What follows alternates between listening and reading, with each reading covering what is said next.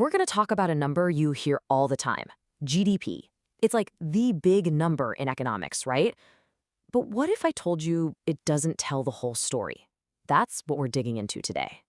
Right, so you're watching the news, and it's always GDP is up or GDP is down, but what does that even mean? What are we actually measuring with that single number? Is it really the best way to see if a country is, healthy? All right, let's get into it.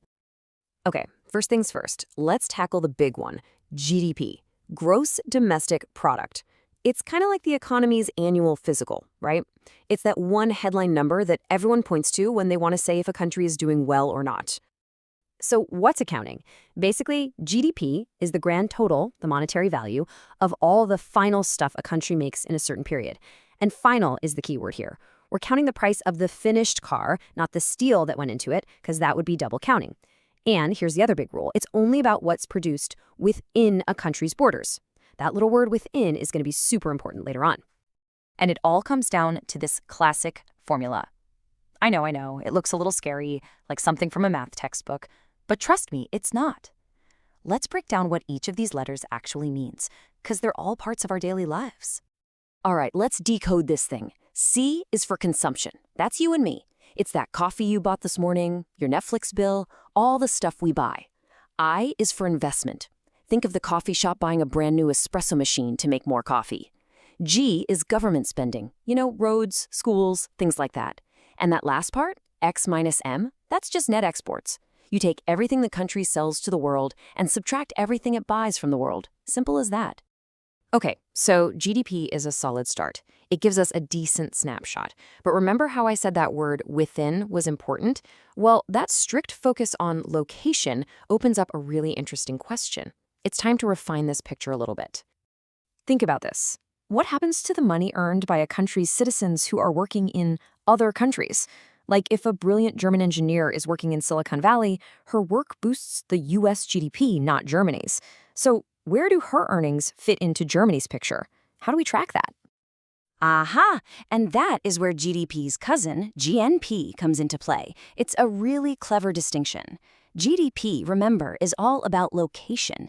It's a geographical thing, what gets made inside the borders.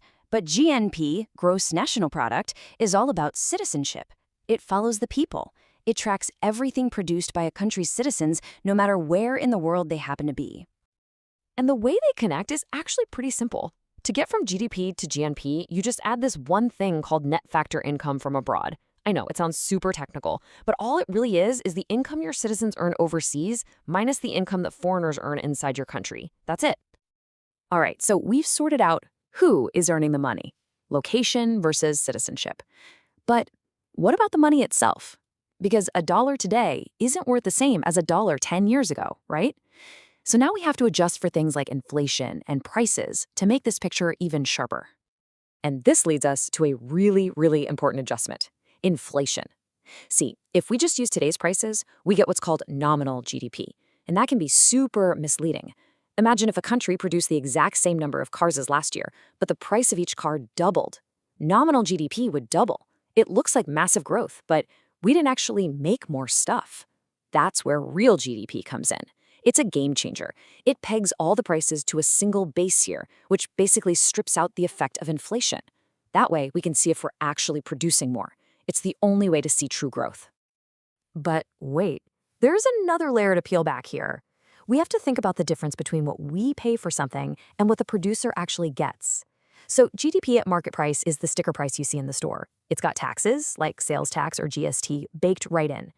But GDP at factor cost is different. It's what the producer pockets. It subtracts those taxes but adds in any subsidies the government might have given them. It's basically the price tag versus the actual income. Okay, we're almost there. Just one last big adjustment to make. We've talked a lot about all the new stuff we're producing, but making all that stuff takes a toll, right? The machines get older, the computers get slower, the buildings need repairs. What about all that wear and tear on the economy's tools? If we want a true picture of our income, we've got to account for that. And that wear and tear has a name: depreciation.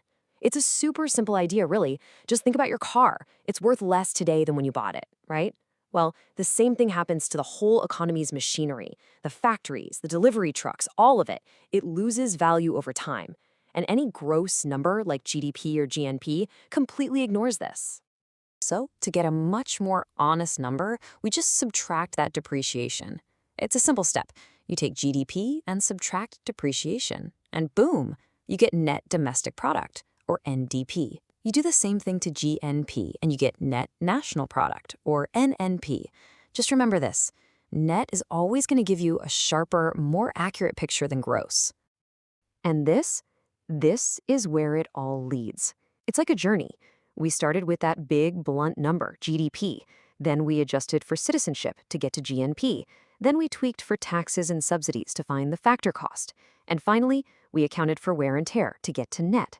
And that final number, net national product at factor cost, well, that's what many economists would call the real, true national income. So we've done all this math, all these adjustments, to drill down to this super refined, super accurate number.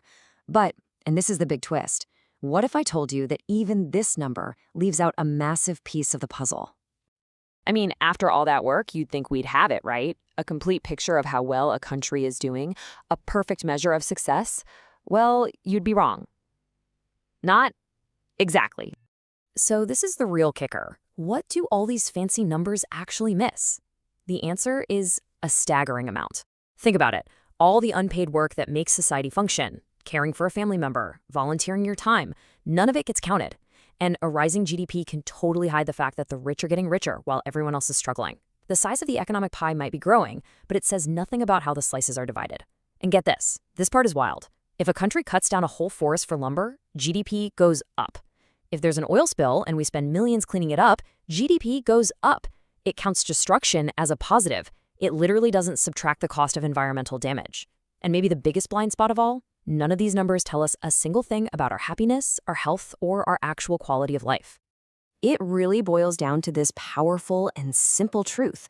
GDP doesn't measure happiness. It doesn't measure health, or learning, or community.